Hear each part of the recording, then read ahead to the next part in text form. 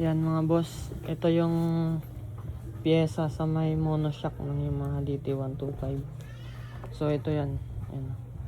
Yung pin, dusel, bushing, tapos yung dowel niya dalawa, tapos yan, dusel ulit.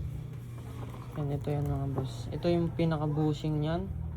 Tapos itong dalawang piraso ito, susuksok yan dyan. Kasi pagka binili nyo to na hindi isama ito, maluwag po ito mga boss.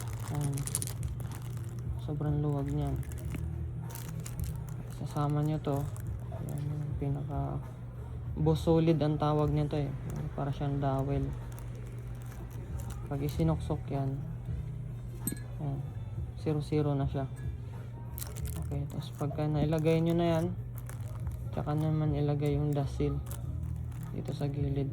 Magkabilaan po yan mga boss. Okay, tapos ito yung pinaka pin nya. So ang isang set po nyan, isang bushing, tapos dalawang dowel, dalawang dusel, at saka isang pin. Yan mga boss, ganito po yan kita niyo yung loob niyan.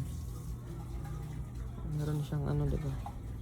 Ito pin ng DT175 to. Sa 175 kasi natin to kakabit. Ayan mga boss. Okay. Bye bye.